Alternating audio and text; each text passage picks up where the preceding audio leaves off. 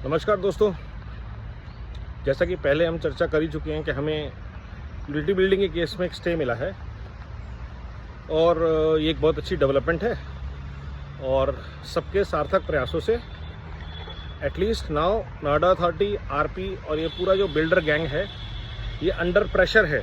अगर आप वो नोटिस पढ़ेंगे तो आपको उनकी भाषा में सब सुनाई देगा। कोई 2016 के नक्शे की बात नहीं कर रहा वहाँ पे। तो एक बहुत अच्छी डेवलपमेंट है कि corrupt people on the back foot and hopefully ये जो हमने ऑल फ्रंट बैटल खोल दी है इनके खिलाफ, इसमें भी जीत हमारी होगी।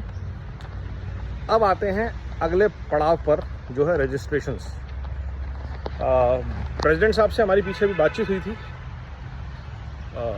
तो एक बहुत सिंपल सी चीज़ ये है, पैसा रजिस्ट्रेशन का बिल्डर ने देना है, ग्रेनाइट गेट ने देना है, आरपी ने देना है और आरपी बोलता रहेगा मेरे पास पैसे हैं नहीं। और आज की डेट में सुप्रीम कोर्ट ने नोटिस में ये संज्ञान में ये चीज़ है कि 3Cs ने पैसे का गबन किया है। होम बायर्स का पैसा जो प्रोजेक्ट में लगना था वो उस प्रोजेक्ट में लगने के बजाय इधर उधर डाइवर्ट किया गया है। और हमने अपने कोर्ट एफिडेविट में बड़ा क्लियरली बोला है कि करीब 150-200 करोड़ रुपया हमारे अकाउंट से गायब किया गया है जो यहाँ लगना था। तो हम लोगों ने AOA से सिंपल चीज़ बोली है कि आप भी सुप्रीम कोर्ट के केस में पार्टी बन जाइए, ED को अपना एक रिबटल दीजिए कि भैया हम लोग ही वो सफरर्स हैं जिनके पास वो पैसा आना चाहिए, क्योंकि जो पैसा मांगेगा पैसा उसे मिलेगा और उस पैसे से शुरू होगा रजिस्ट्री का प्रोसेस। क्योंकि नोएडा अथॉरिटी के जो ड्यूज़ हैं वो क्लियर होने ही होने हैं।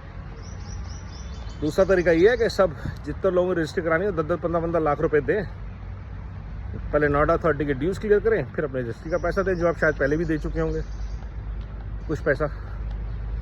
तो मेरा suggestion, let the whole LB flats, all home owners irrespective of whether they are registered or not, come together and create pressure through all ways possible, whether it is to meet Noida Authority officials, whether it is to support the AO in going to the court or to the ED or to the Supreme Court। जो भी पैसा लगता है I am sure 300 crore से कम लगेगा अगर हम इकट्ठे होके इस पूरे इकोसिस्टम पे, नोएडा अथॉरिटी पे, सरकार पे दबाव डालेंगे कि ये जो भ्रष्टाचार का पैसा है वो हमारे खाते में वापस आए, हमारा IFMS वापस आए, ताकि लोटस बुलेवार्ड में जो सबसे इम्पॉर्टेंट काम, टावर 30 कंप्लीट होने वाला है, बहुत अच्छी बात है, लेकिन जो सबसे बड़ा काम है रजिस्ट्री, वो होनी बहुत ज़रूरी है। तो इसके लिए बड़ा ही टैक्टिकल स्टेप जो हो सकता है